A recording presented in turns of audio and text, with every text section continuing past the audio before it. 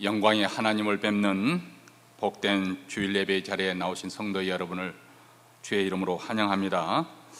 오늘 예배 후에는 우리가 친교실에서 우리 매달 두 차례 친교를 준비하는데, 오늘은 우리 김덕순 집사님과 미스터 파울씨 가정에서 준비해 주셨습니다. 우리 12 목장과 또 여러 권사님들 또 집사님들이 수고를 해 주셔서 아주 맛있게 잘 준비해 주셨습니다. 오늘 이렇게 친교를 준비하게 된 것은 코로나 바이러스가 2년 전에 시작하게 될 때 우리 미스터 파울씨 어머님, The late Shirley Janet Ellis라는 분이 세상 떠나셨는데, 그때 코로나 관계로 제대로 장례식도 드리지 못해서 늘 마음 아파하시고 또 안타까운 그런 마음 가운데서 이렇게 오늘 자리를 음식을 준비한 걸로 그렇게 알고 있습니다. 여러분 또 그 뜻을 기억하시고 또 우리 미스터 파울 씨와 또 김덕순 집사님 또 많이 위로해 주시면 감사하겠습니다. 이제 사도신경으로 우리의 신앙을 고백함으로써 주일 예배 하나님께 드리겠습니다. 전능하사 천지를 만드신 하나님 아버지를 내가 믿사오며 그의 아들 우리 주 예수 그리스도를 믿사오니 이는 성령으로 잉태하사 동정녀 마리아에게 나시고 본디오 빌라도에게 고난을 받으사 십자가에 못 박혀 죽으시고 장사한 지 사흘 만에 죽은 자 가운데서 다시 살아나시며 하늘에 오르사 전능하신 하나님 우편에 앉아 계시다가 저리로서 산 자와 죽은 자를 심판하러 오시리라. 성령을 믿사오며 거룩한 공예와 성도가 서로 교통하는 것과 죄를 사하여 주시는 것과 몸이 다시 사는 것과 영원히 사는 것을 믿사옵나이다. 아멘. 우리 찬송가 35장 속죄하신 구세주로 우리 가사의 의미를 생각하시면서 함께 부르시겠습니다.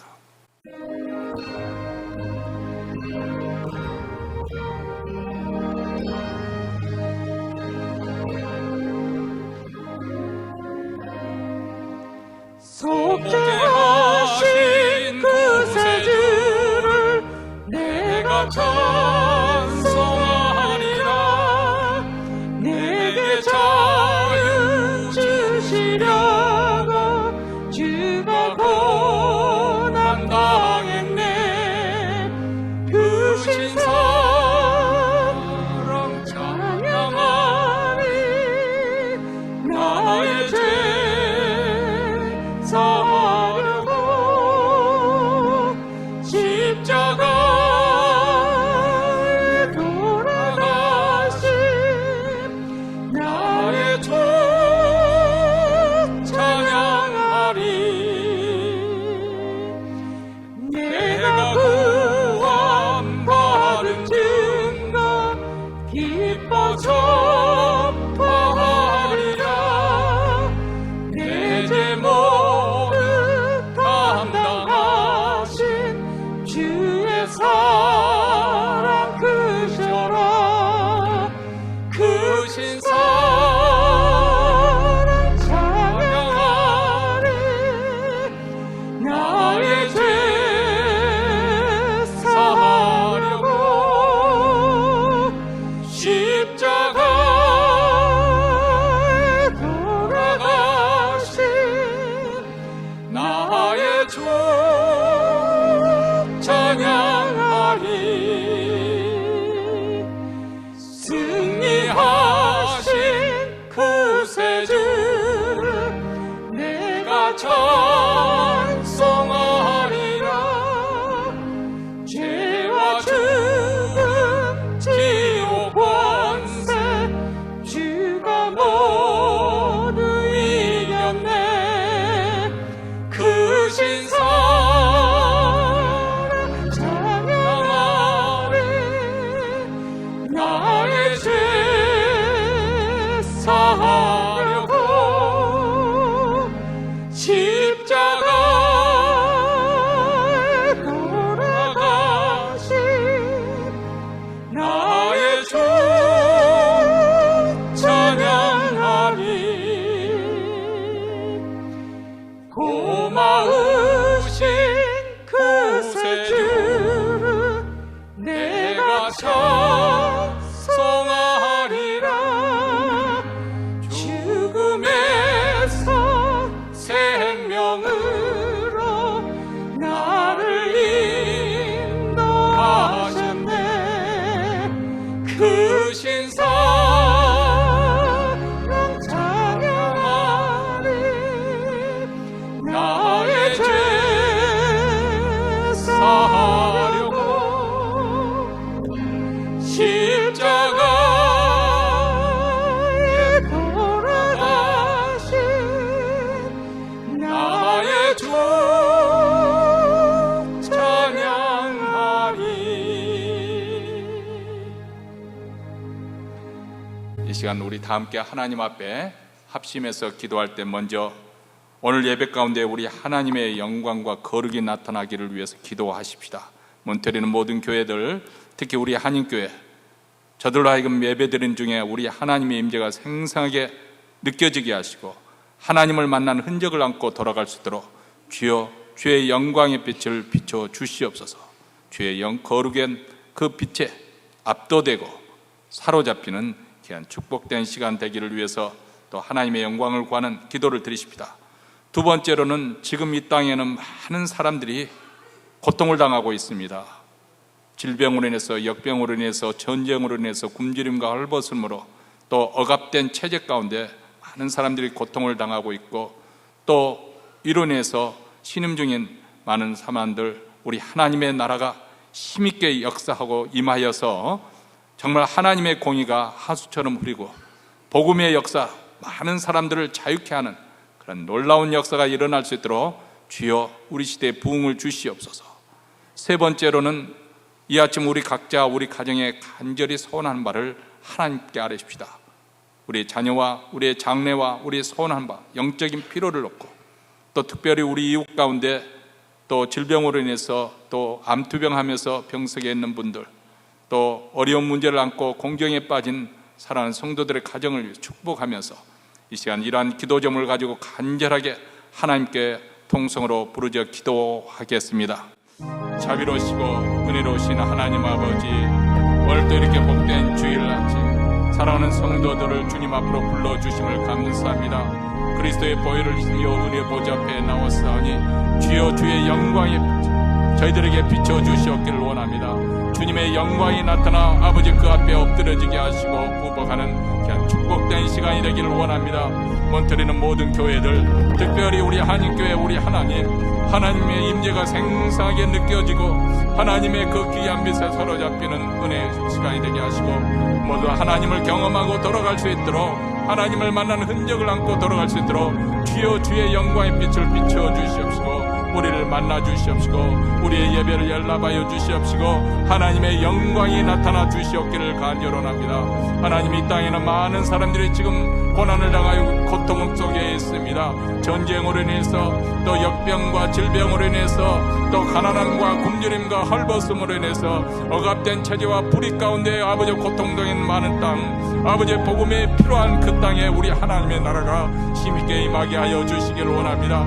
그런 부정한 날에 우리 하나님의 공의가 하수처럼 흐르게 하여 주시고 하나님의 나라가 아버지 힘있게 역사해 줘서 많은 사람, 많은 영혼들이 자유케 되고 해방되는 은혜의 역사가 일어나도록 주여 주께서 복음이 일어나게 하여 주고 전파되게 하시고 아버지 부흥의 물결이 멀리 퍼져나갈 수 있도록 하나님 우리 시대에 역사하여 주시옵기를 원합니다.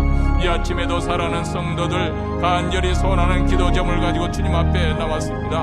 하나님 아버지여, 주께서 우리의 기도를 들으시고 응답하시사 우리 가정의 복음의 아버지 열매가 맺게 하시고 우리 하나님의 선하신 역사에 따라서 치유와 회복의 역사가 일어나기를 원합니다. 병든 자들을 고쳐 주시옵소서. 아버지의 암투병 오가지고 없어지게 하여 주시옵소서. 모든 질병이 떠나게 하여 주시고 슬픔을 당한 자들을 이루하여 주시고 아버지 치유되는 회복되는 예배가 이루어지고 아버지 하나님의 공경에서 아버지 믿음의 역사를 읽고 나갈 수 있도록 우리 하나님 예배 가운데 우리의 예배를 희망하여 주시고 우리를 친히 만나 주시고 우리 예배 가운데 주님께서 능력으로 응답하여 주시옵기를 간절히 원하고 기도하오니 주여 도와주시옵소서. 하나님 은혜의 역사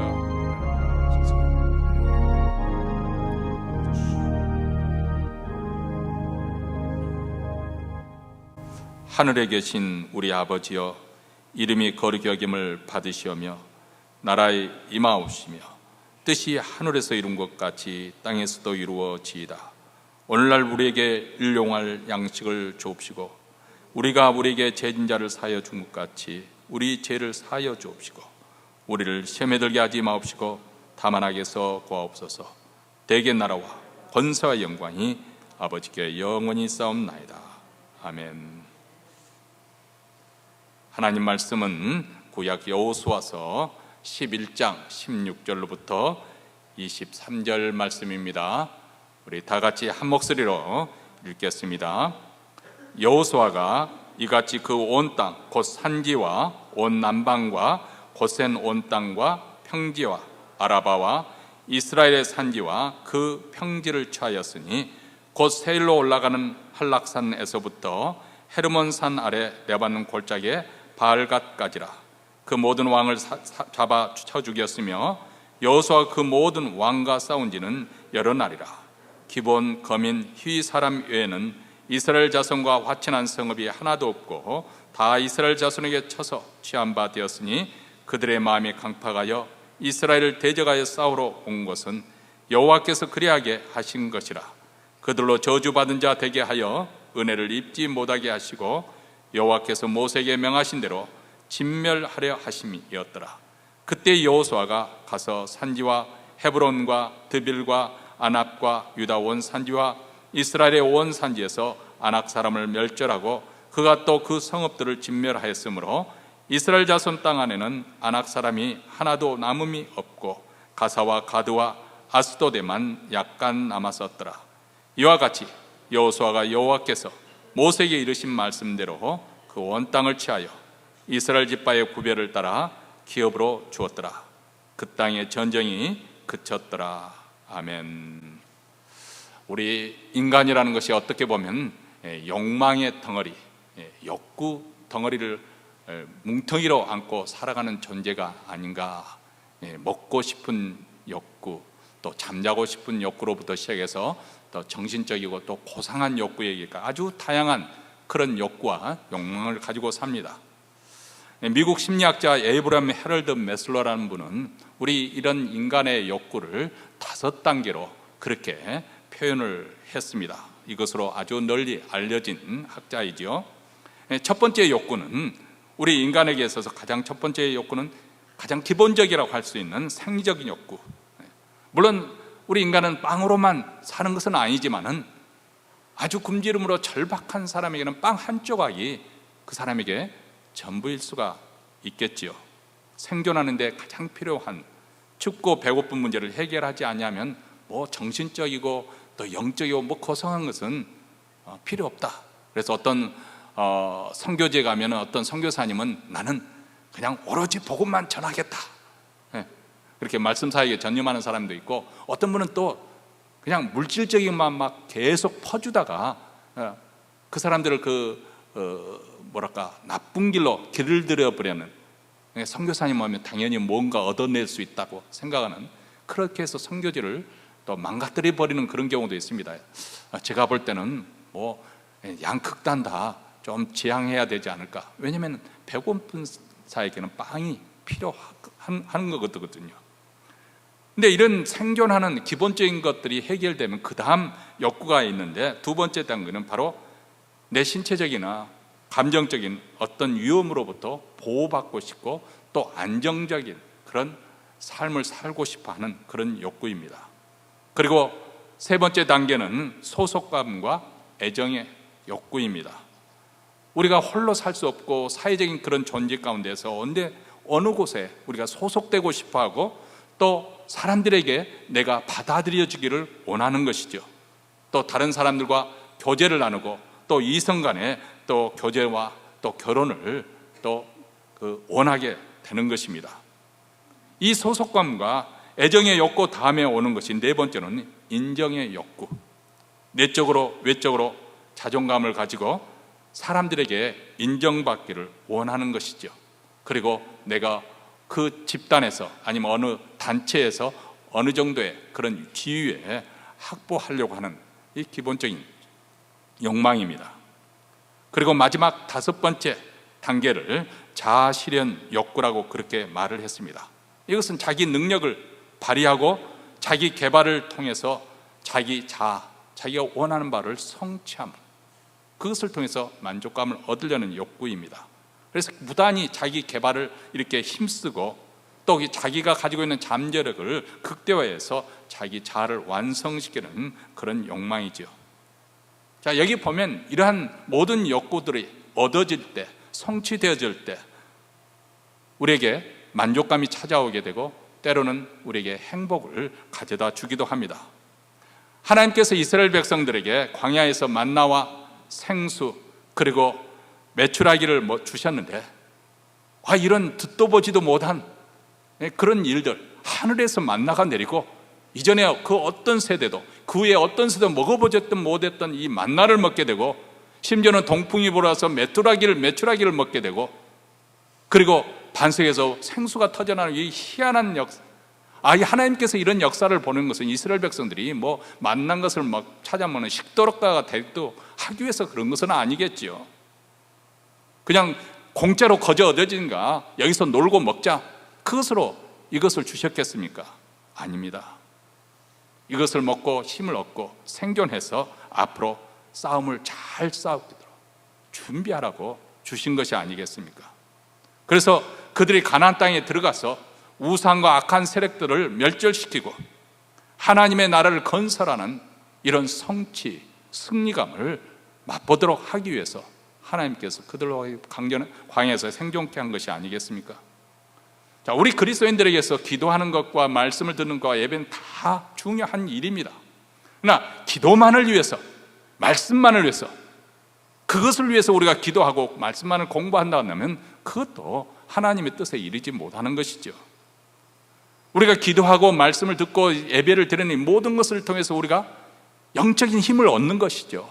영적인 활력을 얻는 것이고 능력을 키워가는 것이고 더 성장하고 성숙해 가서 하나님의 뜻을 이루기 위해서, 아니 더 쉽게 표현하면 잘 싸우기 위해서, 영적 싸움에서 우리가 잘 싸우기 위해서 힘을 배양하는 것입니다. 사실 우리가 영적 싸움뿐만 아니라 우리 인생에는 싸워야 될 그런 일들이 참 많습니다.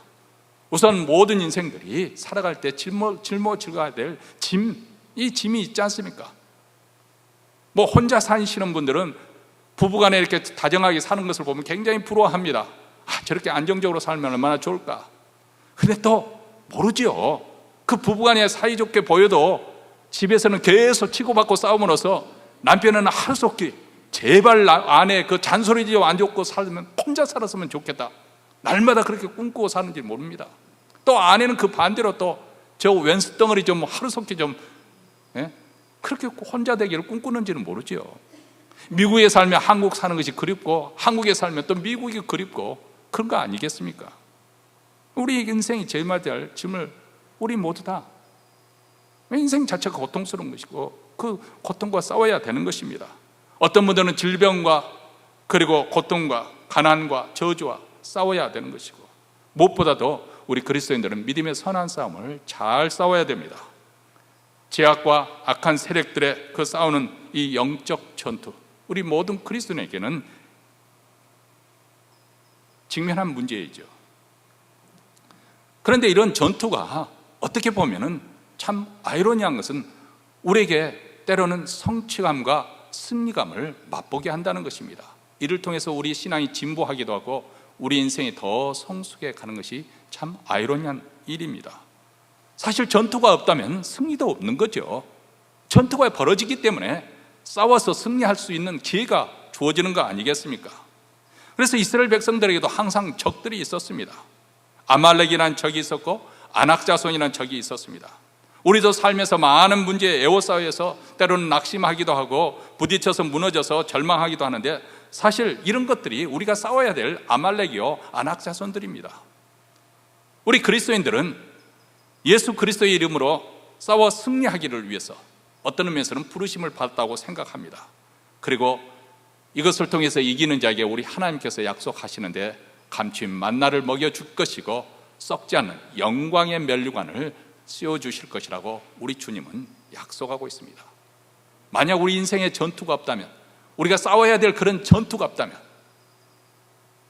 어떻게 우리가 영광스러운 그런 멸류관을 취할 수 있겠습니까? 물론 우리 인생 가운데 아무도 패배한 인생, 실패한 인생을 살기를 원하는 분들은 없을 것입니다. 근데 사실 어떻게 보면 내 자신이 의도하지 않았음에도 불구하고 그렇게 살고 있는 그런 방향으로 또 나아가는 그런 자신을 발견할 때 얼마나 실망되고 날망될까요? 그리고 그런 현실 속에서 나는 도저히 어떻게 할 수 없다는 내 모습, 그런 무력한 모습을 볼 때 얼마나 좌절감이 들겠습니까? 사실 우리로 하여금 무력감에 빠지게 하고 우리로 하여금 패배의식, 패배자로 살아가게 하는 것은 사실 의식에서부터 시작되는 것이거든요.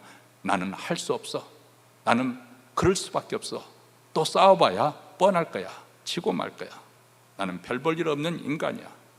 만약에 이런 생각을 늘 우리가 읊조리며 산다고 한다면 그 사람이 이미 자기 자신을 그런 패배의 인생을 살도록 그렇게 방향을 틀고 그쪽으로 몰아가는 사람이라고 말할 수밖에 없습니다. 자기 자신이 생각한 대로 말한 그대로 패배의 인생을 살도록 그렇게 살아가는 것이죠. 그러므로 우리가 하나님께서 우리에게 주신 그런 승리의 삶, 죄와의 싸움에서 승리의 삶을 살는데 가장 출발점은 어디서부터 이루어지냐면 먼저 우리의 의식구조, 우리의 생각부터, 우리의 마음부터 바뀌어져야 된다고 말씀하고 있습니다. 로마서 12장 2절 말씀 우리가 잘 아시죠? 너희는 이 세대를 본받지 말고 오직 마음을 새롭게 함으로 변화를 받아 하나님의 선하시고 기뻐하시고 온전한 뜻이 무엇인지 분별하도록 하라. 먼저 이 세대를 우리가 추종해서 따라갈 것이 아니고 우리 마음이 새로워져야 된다. 예수 그리스도를 믿는 마음, 믿음으로 인해서 성령의 거듭나게 하심으로 우리 마음이 새로운 변화를 받아서 우리의 생각과 삶의 자세가 달라져야 된다. 우리는 승리를 꿈꿔야 되고 또 승리하기를 원하는, 열망하는 사람이 되어야 된다. 늘 형통한 것을 생각하고 또 하나님의 말 주시는 믿음에 따라서 믿음의 말을 해야 되고 또 담대한 용기를 가지고 행동으로 옮기는 사람이 되어야 됩니다. 근데 여기에서 가장 중요한 것은 우리가 무엇을 생각하고 사느냐 하는 것입니다. 왜냐하면 우리가 생각하는 그것이 바로 그 사람이 어떤 사람인가를 보여주기 때문에 그렇습니다. 여러분들이 어떤 고상한 것을 꿈을 꾸고 사는 사람은 그 사람은 틀림없이 그 사람의 삶은 고상한 인생으로 이끌어가게 될 것이고, 저급한 생각을 가지고 저급한 것을 꿈꾸며 살고 사는 사람들은 그런 인생을 살아가기 마련입니다. 잠언 23장 7절에서 보면 대저 그 사람의 생각이 어떠하면 그 이윤도 그러한즉, 이런 말씀이 있습니다.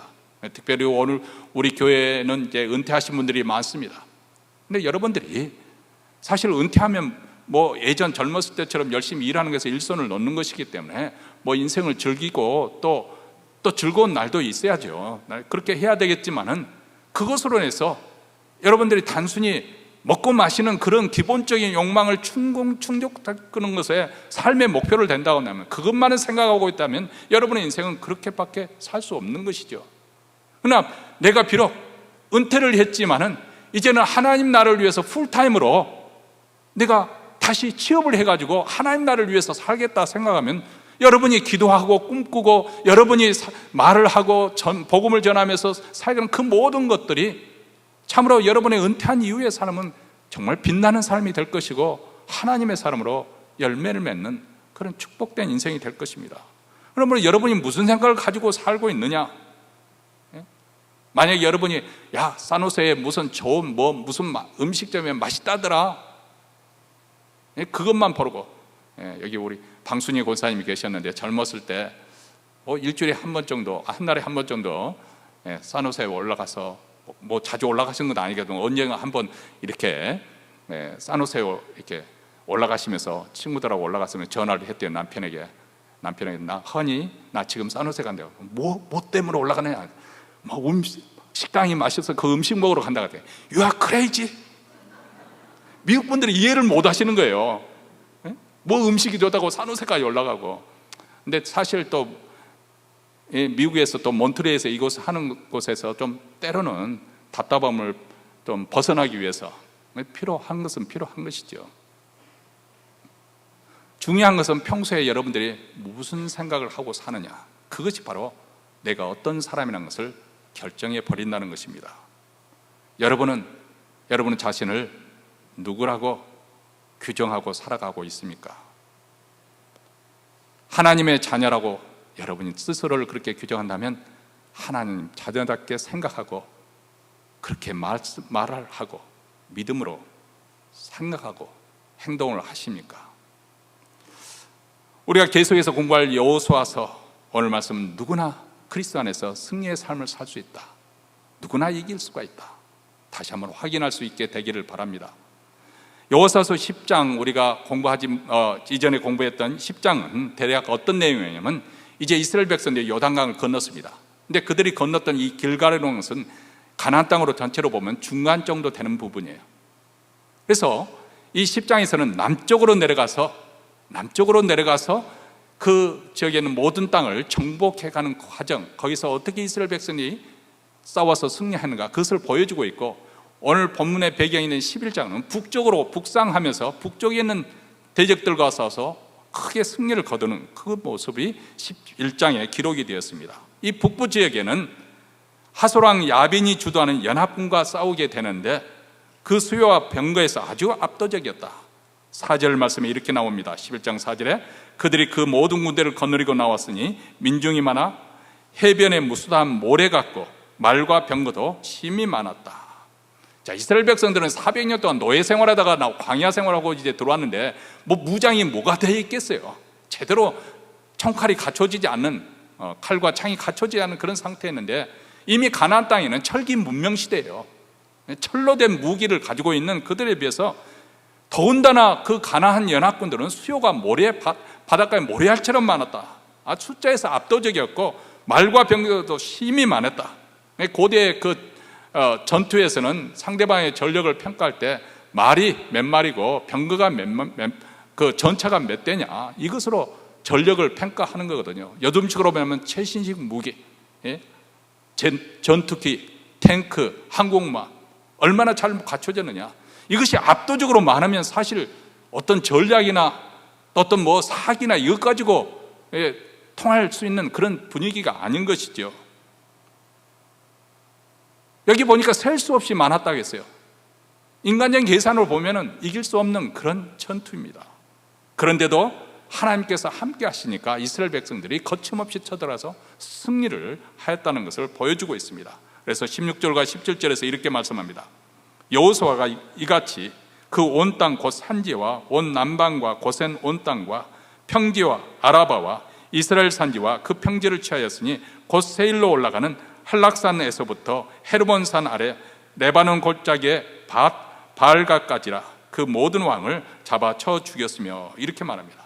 가나안 땅이 남부로 그리고 북으로 올라가는 그 모든 곳 가는 곳마다 승리를 거두었다. 그래서 아무도 이스라엘 백성들을 대적할 수 없다. 그래서 21절과 22절에서 다시 한번 그것을 이렇게 또 자세히 기록을 하고 있습니다. 그때 여호수아가 가서 산지와 헤브론과 드빌과 아납과 유다 온 산지와 이스라엘 온 산지에서 아낙 사람을 멸절하고 그가 또 그 성읍들을 진멸하였으므로 이스라엘 자손의 땅 안에는 아낙 사람이 하나도 남음이 없고 가사와 가드와 아스도데만 약간 남았었더라. 자, 이 대목에서 우리가 좀 주목해야 될 단어가 나옵니다. 아낙 자손이라는 단어입니다. 여호수아가 나가서 전투를 벌였는데 그 땅 거민 아낙 자손들을 진멸시키는, 단지 여기 보면 가사와 가드와 아스도, 여기는 블레셋, 그 평야지대에 속하는, 쥐중에 옆에 있는 평야지대 그 해변지대에 속하는 그 블레셋이 사람들이 살고 있는 가사와 가드와 아스도데만 남았다. 그 외에는 다 죽었다는 거예요. 이 남은 소수 중에 나중에 그 후예가 그 다윗과 싸우게 되는 골리앗이라는 거인 골리앗이 거기 아낙 자손의 후손으로 등장하게 됩니다. 여기서 두 번이나 아낙 자손에 대해서 강조를 하고 있어요. 여호수아서를 기록한 사람이 왜 두 번이나 걸쳐서 아낙 자손을 이렇게 강조하는 것처럼 밝히고 있는 것일까? 여러분 그 배경에 대해서 잘 아실 것입니다. 민수기에 이 아낙 자손이 등장을 하죠. 바로 가나안 땅에 거주하는 이 아낙 자손들 때문에 이스라엘 백성들이 자신감을 상실해버리고 낙심한 나머지 모세를 원망하고, 자, 우리 애굽으로 다시 돌아가자, 이렇게 출애굽 역사를 부정해버리는 망령된 일을 행하지 않습니까? 여러분, 그들이 출애굽에서 사람이 살 수 없는 광야길을 걸어서 마침내 바란 광야 가데스 바네아에 거기에 도착해서 거의 2년에 걸쳐서 도착을 했습니다. 자, 여기서부터는 이제 올라가기만 하면은 다 가나안 땅, 하나님께서 약속하신 가나안 땅이 정죄가 되어집니다. 하나님이 약속하신 젖과 꿀이 흐르는 그런 약속의 땅입니다. 그런데 그 약속의 땅을 바라보면서 목전에 두고서 그들은 해군하게 되죠. 돌아서게 됩니다. 왜 그런 일이 일어났습니까? 정탐꾼들이 와서 보고를 하는데 처음에는 참 좋았어요. 우리가 가서 가나안 땅을 살펴보니까 과연 하나님께서 말씀하신 대로 젖과 꿀이 흐르는 땅이었습니다. 너무나도 비옥한 땅이었습니다. 그리고 마치 이것을 입증이라도 할 듯이 그 에스골 골짜기에서 꺾어온 포도송이, 그것을 두 장정이 메고 왔으니까, 포도송이가 그 정도였으니까 얼마나 비옥한 땅인가 입증해 보이는 사례가 된 것 아니겠습니까? 그런데 이상하게 거기까지는 보고가 좋네. 그 다음부터는 그 보고가 이상하게 불신앙으로 그렇게 표출이 되고 맙니다. 그런데 그 가나안 땅에 가서 보니까 그 성들을 보았는데 그 성체가 얼마나 견고하고 성곽이 얼마나 하늘에까지 닿았다. 이 과장이죠. 어떻게 성곽이 높다고 하늘에까지 닿았겠습니까? 한마디로 그 성체의 높이에 완전히 압도가 되고 기가 꺾이고 말았습니다. 그리고 나는 계속해서 공포심으로 말합니다. 거기서 사는 부족들을 우리가 보았는데 그들은 정말 대단했습니다. 네피림의 자손처럼 아낙 자손들은 외모가 완전히 대장부 같았고 그에 비해서 우리는 메뚜기와 같았어. 이렇게 보고를 합니다. 아마 아낙 자손들이 기골이 장대하고 아주 정말 멋진 산의 대장부처럼 키가 컸던 것 같습니다. 근데 그 아낙 자손을 볼 때 정탐꾼들은 문득 생각한 것은 창세기 6장에 나오는 네피림을 생각했다는 거예요. 물론 창세기 아낙 자손 네피림에 대해서 자세히 기록은 되어 있지 않았지만 전승에 갈 것 같으면 반신반인 그렇게 표현을 하고 있지 않습니까? 그 정도로 그들은 기골이 장대하고 아주 모든 면에서 출중한 그런 남자들이었습니다. 근데 그들이 어떤 일을 했는가? 그렇게 힘세고 건장한 체격을 가지고 그들이 한 것이 하나님 나라를 건설하는, 하나님이 원하시는 그 뜻대로 행하는 그런 일을 했느냐 하면 악을 행하는데 그들이 가진 모든 힘과 에너지와 정력을 쏟았다는 것입니다. 이게 문제였어요. 그래서 그 땅에 피가 가득한, 강포가 가득한 땅이 되고 말았습니다. 그래서 하나님께서 결국은 한탄하시고 홍수로 심판을 하시죠. 이렇게 네피림은 그 당시 세상을 부패시켜서 하나님의 심판을 불러온 장본인들입니다. 사실 현재 아낙 자손들은 그 네피림에 비교할 것도 아니죠. 그럼에도 불구하고 그들은 네피림을 상상할 정도로 한마디로 용기를 잃어버린 것입니다. 불신앙으로 그들을 보니까 그들이 그렇게 보인 것이죠. 이것은 오늘 이 시대에 사는 우리도 마찬가지입니다. 두려움과 불신앙의 눈으로 세상을 보니까 상대적으로 나는 메뚜기에 불과하다, 나는 아무것도 아니다, 별것 아니다, 나는 하면 할수록 다 패배만 할 것이다, 이런 패배의식에 쩌들어 버리게 되는 것입니다. 이 정탐꾼들을 보시기 바랍니다. 이렇게 불신앙이 들어가게 되니까 처음 좋게 평가했던 그 가나안 땅을 처음 태도를 버리고 악평을 합니다. 우리가 두루 다니며 탐지한 땅은 거민, 그 땅 거민을 삼키는 땅입니다. 들어가면 우리도 다 망하고 말 것입니다. 한마디로 하나님의 약속의 땅을 폄하시켜버리는, 하나님의 출애굽 역사를 부정해버리는 그런 불신앙의 죄를 범하고 말았습니다. 그로 인해서 그들은 가나안 땅에 들어가지 못하고 거기서 해군에서 광야에서 38년 동안 그들은 광야 생활 해야 했죠. 그 불신앙에 빠졌던 그 세대 사람들은 다 광야에서 패하는 가운데 죽었습니다. 자, 그런데 그로부터 거의 40여 년이 지난 다음 지금 어떤 일이 벌어지고 있나요? 오늘 본문 21절과 22절 다시 한번 우리 다시 한번 같이 읽겠습니다. 21절과 22절입니다. 그때 여호수아가 가서 산지와 헤브론과 드빌과 아납과 유다 온 산지와 이스라엘 온 산지에서 아낙 사람을 멸절하고 그가 또 그 성읍들을 진멸하였으므로 이스라엘 자손의 땅 안에는 아낙 사람이 하나도 남음이 없고 가사와 가드와 아스도데만 약간 남았더라. 자, 어떤 현상이 벌어지고 있습니까? 그들을 실족게 하였던, 그들을 보는 것으로만 실족게 했던 아낙 자손을 지금 현재 여호수아와 그의 군대가 어떻게 했다고 했습니까? 다 멸절하고 진멸하고 하나도 남김없이 쓸어버리고 있다는 것입니다. 놀랍지 않습니까? 어떤 변화가 일어났습니까? 아낙 자손들이 갑자기 키가 줄어들고 전력이 약화되고 그런 현상이 일어난 것일까요? 오히려 더 강성해졌겠죠. 그런데 어떤 일은 변화가 일어난 것일까요? 뭐가 이렇게 차이나게 한 것일까요? 그것은 바로 이스라엘 백성들의 마음에 있는 믿음, 이 신앙과 불신앙의 차이입니다. 여러분, 불신앙이라는 것은 한마디로 말해서 하나님이 보이지 않는 거예요. 아니, 하나님이 살아계시다는 것은 의식 속에는 있지만은 그 하나님이 희미하게 느껴지고 정말 살아계시는 하나님으로 믿어지지 않는 것입니다. 그 대신 하나님이 희미해 보이니까 세상이 아주 크게 보이는 것이죠. 세상이 아주 힘있게 보이는 것이죠. 그래서 세상이 두려운 것이죠. 현실을 믿음의 시각으로 보지 않고 감각의 눈으로 보는 것, 이것이 바로 불신앙입니다. 믿음은 우리가 하나님 말씀을 듣고 그 믿음의 시각으로 세상을 보는 것이 믿음이에요. 어떤 사건이 일어나도 세상 사람들처럼 그렇게 그 사건을 받아들이지 않고 믿음으로 해석을 할 줄 아는 사람이 믿음의 사람입니다. 근데 믿음의 눈에는 작아 보이는 것도 이 감각적인 눈, 불신앙의 눈으로 보면 엄청나게 커 보이는 것이죠. 그래서 아낙 자손들을 네피림 같은 대장 보고 우리는 메뚜기 같다고 그렇게 표현한 것입니다. 그들의 불신앙 때문에 그런 것이죠. 그들의 마음속에 하나님의 존재가 더 이상 대단치 않은 것이죠. 세상이 훨씬 더 커 보이는 것입니다. 자, 문제는 이것이 믿지 않는 믿지 않는 이 가나안 족속들의 문제가 아니라 바로 이스라엘 백성, 하나님을 믿노라는 이스라엘 백성들의 불신앙이 문제라는 것입니다. 오늘 우리에게도 마찬가지입니다.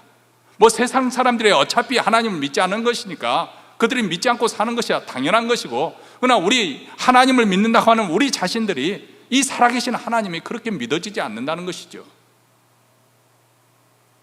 평소에는 믿음 있는 것처럼 보이지만은 그러나 세상이 하나님보다 더 크게 보이는 것입니다. 내가 현재 직면한 이 문제, 이것이 크게 보이는 것입니다. 그래서 조금만 어려운 문제가 생기면 어쩔 줄을 모르고 안절부절하고 이리저리 갈팡질팡합니다. 이 점에서는 저나 여러분이나 다를 바가 없습니다.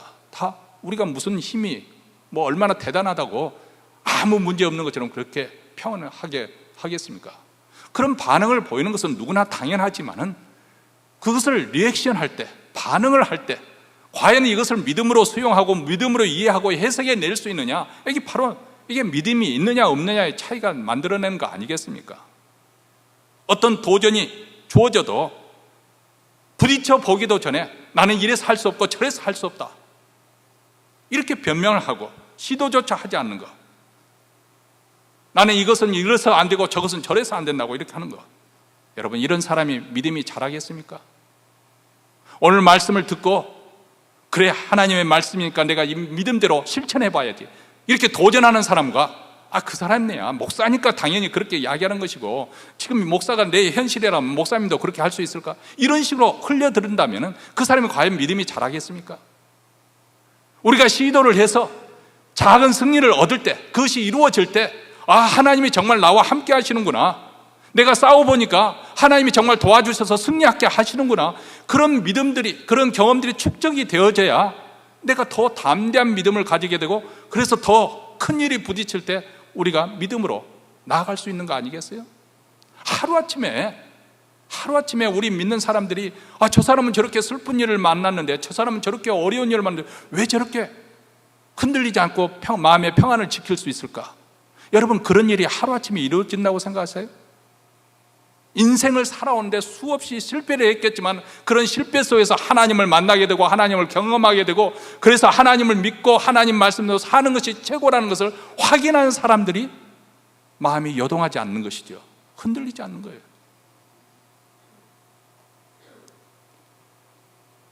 그렇다면 믿음이란 무엇인가? 그것은 불신앙의 반대입니다. 한마디로 하나님께서 이 세상 가장 크고 광대하시고 능력이 많으신 분, 그분은 정말 살아계신다. 나와 함께 하신다. 우주 만물을 창조하신 그 하나님이 나와 함께 하시고 독생자 예수를 주시기까지 사랑하시는 그분이 나를 도와주시고 나의 길을 인도해 주신다. 그렇기 때문에 어떤 일을 만나더라도 나는 두려워하지 않을 것이다. 문제없이 나는 이겨낼 것이다. 여러분, 다윗은 10대 소년이었지만은 이미 제가 소개한 대로 이 당대의 거인이었던 골리앗을 상대로 싸운 영웅이 되었습니다. 이 골리앗의 몸집이 얼마나 컸던지 요즘 미터로 계산해 보니까, 그 당시는 그 팔꿈치에서 손끝까지 이렇게 계산을 했었는데, 계산을 해 보니까 2m 70cm였어요. 이 사람은 타고나서부터 NBA 챔피언감입니다. 그렇죠? 얼마나 큽니까? 2m 70cm니까. 게다가 골리앗이 입은 갑옷만 하더라도 90kg이었고 그 사람이 든 창 배틀만 해도 11kg이었습니다. 근데 그 골리앗을 싸우러 나가는 다윗은 아직 소년 티도 벗어나지 않는 그 목동 차림새 그대로 평소에 있던 그 양을 칠 때 아니면 늑대가 달렸다 싸웠던 그 막대기 하나하고 물맷돌을 들고 나간 거예요. 한번 그 모습을 상상해 보십시오. 그러니까 골리앗이 그렇게 하고 나온 그 다윗의 모림수를 보고 너는 나를 개 취급하고 있느냐? 아니, 전투에 나왔으면 상대방 장소에서 물론 원수이긴 하지만은 거기에 합당한 또 예의라는 것이 있잖아요. 싸울 준비를 하고 나올 예의라는 것이 갖춰야 되는데 나를 개처럼 여기고 그렇게 나오느냐? 이렇게 화를 냈다고 나와 있습니다. 그런데 다윗은 비록 키가 작고 유형은 별 보잘것없었지만 그 생각하는 바는 대장부였습니다. 온 이스라엘 군대가 두려워서 벌벌 떨어 굴 속에 숨어 있는데 다윗은 골리앗을 전혀 두려워하지 않았습니다. 왜 그랬을까요?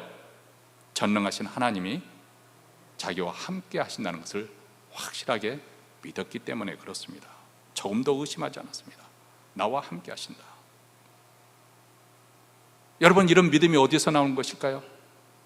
목사가 가르쳐줘서 성경 공부했어요? 그런데 다윗은 실제적으로 그런 경험을 했습니다. 사자 새끼가 나와서 양 새끼를 움켜쥐고 튈 때, 곰이 나타나서 양을 움켜쥘 때 쫓아가서 때려 눕히고 그 입에서 양 새끼를 건져내는 그런 경험이 있었거든요. 그런 경험을 통해서 하나님이 살아계시는구나, 나와 함께 하시는 그런 경험이 축적이 되니까 이 골리앗을 볼 때 사자 새끼나 곰 새끼나 다를 바가 없다, 그렇게 생각하고 나간 것이죠. 여러분, 우리가 살고 있는 이 세상은 골리앗도 많고 네피림도 많고 안악자손도 많고 하늘에 닿을 만큼 그렇게 높이 쌓여 있는 성곽도 많습니다. 너무나도 위태하고 무서운 세상입니다. 그렇지만 우리가 우리 자신을 메뚜기로 보지 아니하고 담대하게 나갈 수 있는 이유는 단 한 가지입니다. 하나님은 살아계시고 그 하나님이 나와 함께 하신다. 그분이 나를 사랑하신다. 이 믿음이 있기 때문에 이 믿음을 가지고 나가 싸우면 결국 승리는 우리에게 주어져 있습니다. 40여 년 전에 두 정탐꾼 가운데 갈렙과 여호수아만이 이런 믿음을 가지고 있었어요. 그래서 그 당시 정탐꾼의 보고를 듣고 두려움에 떠는 이스라엘 백성들에게 이렇게 말합니다. 민수기서 14장 9절에 나오는 말입니다. 그 땅 백성을 두려워하지 말라. 그들은 우리 밥이라. 그들의 보호자는 그들에게서 떠났고 여호와는 우리와 함께 하시느니라. 그들을 두려워 말라. 그들은 우리의 밥이다. 아니, 잘 차려진 밥을 보고 야, 맛있겠다 이렇게 침을 흘리고 달려들어야 되는데 그 밥을 보고 벌벌 떨 사람이 어디 있겠어요? 지금 가나안 땅을 넣고 그것은 이미 하나님께서 우리에게 주신 밥이다, 이렇게 갈렙과 여호수아는 그렇게 바라보았는데 다른 모든 이스라엘 백성들은 주어진 차려진 밥을 먹지를 못하는 그런 용기가 없었던 불신앙의 눈으로 보니까 그렇게 되어버렸지 않습니까? 근데 갈렙과 믿음은 40년 전에 고백했던 그 믿음 그대로 그 둘은 다음 세대와 함께 가나안 땅에 들어갔고 그 믿음대로 그 땅을 취할 수가 있었습니다. 믿음을 가지고 나가면 이렇게 승리할 수가 있습니다. 누가 안악 자손들을 정복할 수 있을까요? 태어날 때부터 금수저를 물고 태어난 사람일까요? 소수의 특별한 엘리트 계층의 사람들만이, 탁월한 사람들만이, 강한 사람들만이 승리할 수 있습니까? 아닙니다. 성경이 우리에게 가르쳐주는 딱 두 종류의 사람, 한 부류의 사람은 믿음의 사람이냐, 또 한 부류의 사람은 불신앙의 사람이냐, 이 두 부류의 사람이에요. 성경은 이 두 부류로 나눕니다. 믿음의 사람으로 살아갈 것이냐, 불신앙의 사람, 하나님을 믿지 않은 불신앙으로 살아갈 것이냐, 이 두 부류로 나눕니다. 근데 어느 쪽이 승리하고 이기고 나갈 것인가? 믿음의 사람들입니다. 그래서 이 여호수아가 승리한 것이죠. 오늘 말씀 23절에도 이렇게 표현합니다. 이와 같이 여호수아가 여호와께서 모세에게 이르신 말씀대로 그 온 땅을 취하여 이스라엘 지파의 구별을 따라 기업으로 주었더라. 그 땅에 전쟁이 그쳤더라. 그 가나안 땅에 언제 전쟁이 그치고 비로소 안식이 찾아왔을까요? 그것은 바로 안악 자손을 정복하고 승리하였을 때. 자, 이것이 주는 의미는 우리는 옛날 피비린 나는 전쟁사를 공부하는 거 아닙니다. 오늘 이 시대에 사는 우리 현대 그리스도인들에게 이것이 의미하는 것이 무엇인가를 우리는 계속 대화 가운데서 물어야 된다는 것을 제가 여호수아서를 공부하면서 말씀을 드렸습니다. 이것은 우리에게 무엇을 의미하는 것이냐? 우리 그리스도인에게도 정말 원래는 우리 모두 다 평안을 충분하게 누려야 되는데, 안식을 누려야 되는데 왜 그리스도인들에게 안식이 없는 것인가? 언제 우리에게 진정한 안식이 찾아오는 것인가? 비로소 우리 마음에 진정한 평화가 찾아오는 것은 우리 마음속에는 가나안 7 부족, 이 원수들을 정복할 때 진정한 안식이 찾아온다는 것을 말씀을 드렸습니다. 아직 우리가 평화를 누리지 못하는 것, 충분하게 누리지 못하는 그 이유는 아직도 우리 마음속에 정복되지 않은 옛 사람의 성품이 우리 마음에 남아있기 때문이다. 미움과 증오, 시기와 질투, 욕심과 정욕, 교만과 이기심, 이런 많은 옛 사람의 성품, 이 죄성이 우리 마음속에 남아있기 때문에, 아주 버티고 있기 때문에, 아니 때로는 우리를 압도해 버리기 때문에 우리가 아직도 마음의 평안을 누리지 못하고 있다. 우리 속에 정복되지 않은 이 육신적 옛 사람, 이것이 바로 가나안 7 부족들이고 안악 자손들입니다. 그래서 예수를 영접해서 이미 우리에게는 하나님의 통치가 이루어졌어요. 하나님 나라가 임하였습니다. 그래서 하나님 나라의 백성답게 누리는 평강이 있고 거룩이 있고 의로움이 있고 그리고 기쁨이 있어야 마땅한데 왜 우리는 충만하게 그것을 누리지 못하는 것인가? 그 이유는 이 안악 자손들을, 우리 마음속에 있는 이 원주민들을 완전히 쫓아내지 못했기 때문에, 적당히 싸우려고 하기 때문에, 적당히 타협하고 살려고 하기 때문에, 그래서 하나님께서 이스라엘 백성들에게 가나안 땅에 들어가서 그들을 적당히 눌러주라 그렇게 말씀하지 않고 진멸하라 하시고 명령하신 이유가 여기 있습니다. 타협해서는 안 된다는 거예요. 우리 마음속에는 어떤 죄성과 적당하게 타협해서는 안 된다는 거예요. 이것은 뭐 하나님께 이 정도까지 요구하실까? 그런 식으로 타협해서는 안 된다는 거예요. 그것이 남아있는 한, 살아있는 한 우리 마음에는 끊임없이 전쟁이 있을 것이고, 그래서 그 땅에 그 마음에 평안이 없을 것입니다. 그렇기 때문에 우리가 예수를 믿은 다음에도 우리가 계속 싸워야 될 이유가 여기 있습니다. 정신을 바짝 차리고, 가끔 지난 2년 동안 어떻게 지내왔는가 생각해 볼 때 뭐 여러 가지 감회도 새롭고, 또 사랑하는 성도들이 참 열심으로 또 하나님을 섬겨주시고 교회를 섬겨주셨기 때문에 할 것은 또 다 했어요. 예? 여러분 교회 올 때마다 달라진 건 느끼시죠? 뭐 교육관도 완성을, 언제 다시 교육관을 사용할지도 몰랐는데 교육관도 완성을 시켰죠. 또 펜트칠 새롭게 단장했죠. 그리고 또 뭐 했나요? 앞에 또 드론이 있고 쌓인 간판도 다시 펜트칠 더 헐어지기 전에 또 펜트도 새롭게 다 단장을 할 건 다 했어요. 뭐 그것이 뭐 중요한 것은 아닙니다만은 그만큼 성도들이 사랑해 줬기 때문에 또 감당할 수 있었어요. 뭐 다른 교회 같은 경우는 참 재정적으로 어려움에 많이 어려워지고 또 문을 닫은 교회도 많다고 합니다만은, 근데 저는 또 그렇게 참 감사한 부분도 있지만은 많은 부분에서 또 성도들이 회복하지 못했어요. 그런 부분이 있습니다. 지난 2년 동안 가정에서 예배를 드리다 보니까 사람들 생각이 어떤 생각을 가지고 있냐면, 하나님께 예배를 드리지 않아도 되는구나, 이런 생각을 심어준 거예요. 이게 무서운 거 아니겠어요? 하나님을 섬기지 않아도, 하나님께 예배 드리지 않아도 2년 동안 우리가 잘 먹고 잘 살았지 않느냐? 가정에서 온라인으로 예배 드리면 되지, 이렇게 쉽게 생각하는 거예요. 물론 오늘 이 시간에도 온라인으로 드리는 분들이 있습니다. 바깥 출입이 어렵고 병상에 계시고 여러 가지 직장의 문제로 또 사업의 문제로 부른 분들이 있어요. 그런 분들이야 그렇게라도 예배 드려야 되는 건 마땅하잖아요. 그런데 제가 단언코 말씀을 드립니다마는, 집에서 나 홀로 편하자고 그렇게 예배를 드리는 사람 치고 끝까지 제대로 예배 드리는 사람, 저는 적어도 제가 그렇게 하면 그렇게 하기는 실패할 거라고 저는 생각합니다. 그것이 우리 인간의 약한 부분이에요. 그래서 하나님께서 이렇게 보이는 교회로 불러 모아주셔서 내가 좀 믿음이 약할 때 옆에 사람들이 도와주고, 또 내가 또 다른 연약한 사람 지체를 세워주고 해서 서로 낙심하지 않도록, 그래서 하나님께서 예배의 자리로 불러주신 것이죠. 우리는 하나님께서 우리를 불러주신 그 나라에 들기까지 힘써 싸워야 됩니다. 싸워야 될 전투가 있어요. 그것은 끝까지 내 옛사람, 옛성품과의 싸움입니다. 이 성령의 도우심을 받아서 말씀과 기도를 통해서, 예배를 통해서 우리가 힘써 이 원수 대적과 싸워 정복을 해야 됩니다. 그래야 하나님의 진정한 샬롬, 이 평안이 우리에게 찾아오는 줄 믿습니다. 그리고 결국 우리가 다 같이 하나님의 그 완성된 그 나라에 들어가서 영원토록 우리 하나님으로 인해서 기뻐하며 즐거워하며 천국 자체를 누리며 살게 될 것입니다.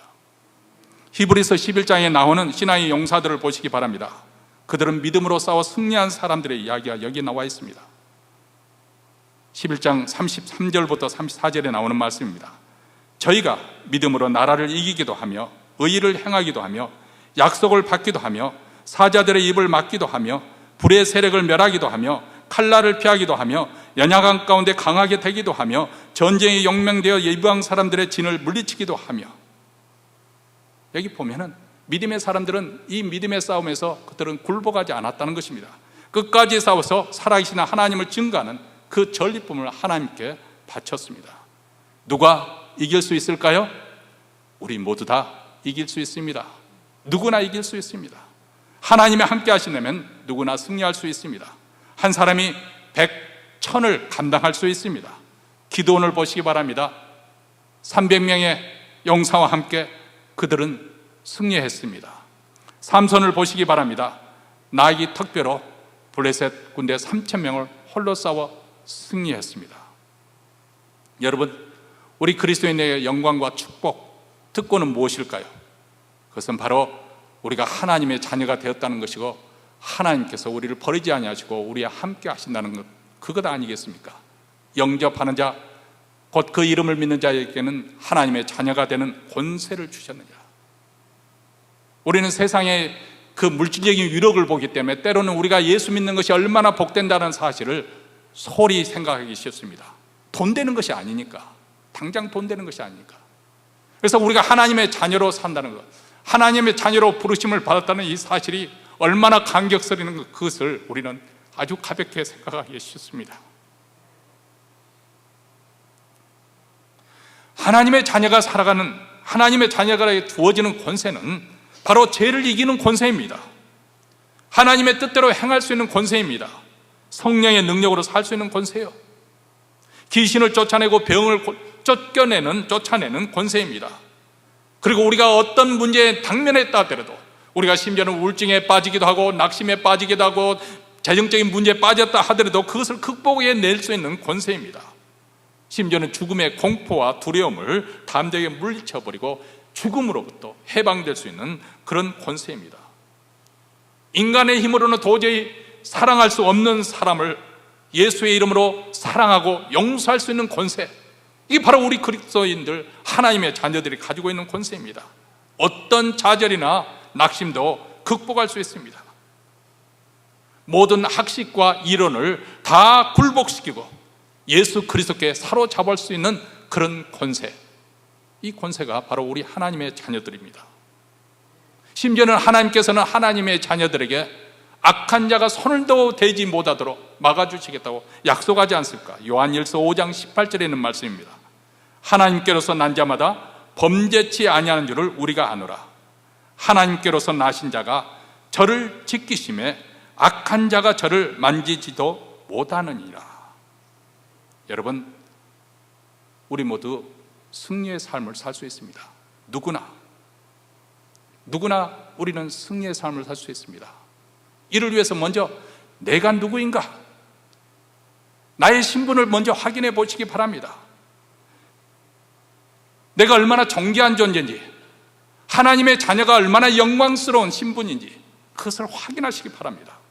그리고 우리의 신앙의 대상이신 하나님이 살아계시다, 그분이 그리스도 안에서 어떤 일을 행하셨는지, 우리의 구원을 위해서 어떤 위대한 일을 행하셨는지 그것을 상기하시기 바랍니다. 그리고 마지막으로 우리 주님께 내 삶을 맡겨 드리십시오. 의지하십시오. 그분이 책임져 주는 인생을 사시기 바랍니다. 그러면 누구나 다 승리할 수 있습니다. 지금 여러분은 신앙과 불신앙 어느 쪽에 서 있습니까? 기도하겠습니다. 사랑하는 성도 여러분, 우리가 믿음 생활을 한다는 것은 하나님 말씀을 듣고 하나님의 관점에서 세상을 바라보고 사건과 사람을 바라보는 것입니다. 믿음으로 해석해 낼 수 있어야 믿음의 사람이 될 수 있습니다. 믿음의 생각을 하고 믿음의 말을 하고 믿음의 행동을 하는 사람이 하나님의 사람입니다. 하나님 아버지, 너무나 세상이 어지럽고 또 변덕스러운 가운데 자체되면 우리 신앙도 흔들리기 쉽고 중요한 것과 중요하지 않은 것을 구별하기 어렵고 분별하기 힘든 그런 가운데 다시금 하나님 말씀을 듣게 하시니 감사합니다. 우리 하나님 살아계시고 우리가 하나님이 책임져 주시는 하나님의 자녀인 것을 다시 한번 확인하면서 그 하나님을 의지하고 담대히 나아가려고 합니다.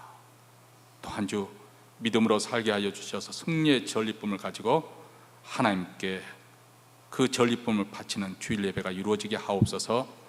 우리 구주 예수 그리스도 이름으로 기도합나이다. 우리 찬송가 391장 가사의 의미를 생각하시면서 우리 한번 부르시겠습니다. 우리 다 함께 일어나셔서 힘있게 부르십시다.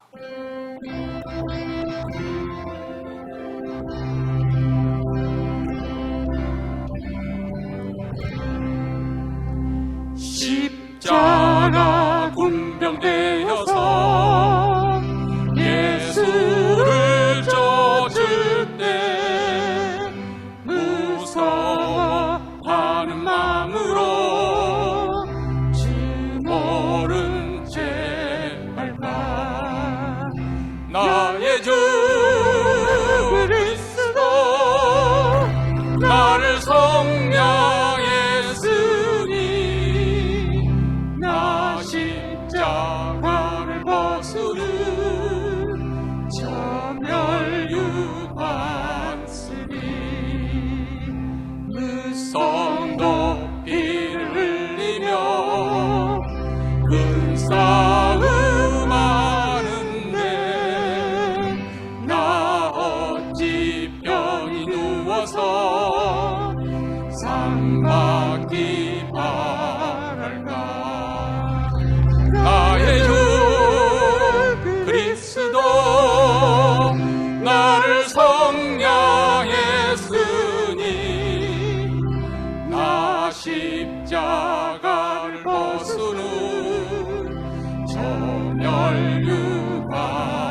저멸유관쓰니 이제야 많은 세상에 수많은 원수들 날 유혹하고 했지나 내 주만 따르니 나의 주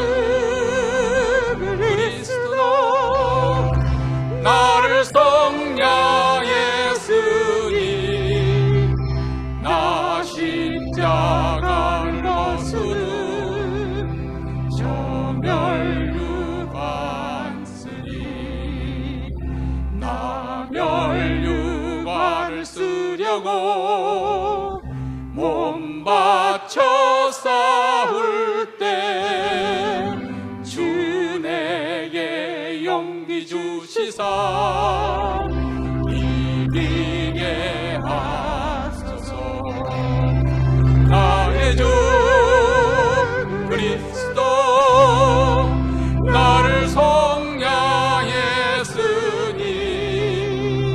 나 십자가를 벗은 후 정멸유하였으니 승리의 그날 이르러 십자가 군병들 대가를 불러 영광을 주님께 돌리니 나의 주 그리스도 나를 성량했으니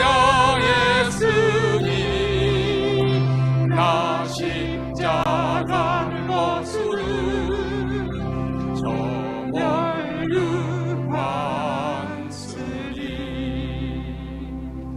하나님 아버지, 세상은 물질을 섬기에 돈이 우상이 되어 사람의 목숨을 해치는, 생명을 빼앗는 일까지 벌어지는 그런 엄청난 세상 속에서 우리는 하나님이 우리의 주가 되십니다. 우리가 하나님의 백성입니다. 이 믿음을 가지고 하나님께 준비한 예물을 바칩니다. 예물을 바치는 그 손길 복되게 하여 주셔서 이 땅에서 먹고 마시는 일로 시험에 빠지지 않게 하시고 그들로 하여금 선한 일에 더 부하게 하여 주시고 자손이 번성하는 귀한 복을 더하여 주시옵소서. 사랑하는 교회, 주께서 더욱더 복을 주시사 이 복음의 땅끝까지 소망과 화평의 복음을 땅끝까지 전파하는 귀한 교회로 삼아 주셔서 하나님 북한 동포에까지 아름다운 역사가 이루어지는 그런 밑거름으로 사용하여 주시옵소서. 이제는 우리 구주 예수 그리스도의 은혜와 하나님 아버지의 무한하신 사랑과 성령의 교통하심이 살아계신 하나님을 믿고 그 믿음을 가지고 담대히 살고 승리하고자 다짐하며 이 자리를 떠나는 사랑하는 주의 백성들, 그 가정과 기업과 그리고 교회 위에 영원토록 함께 있을지어다. 아멘.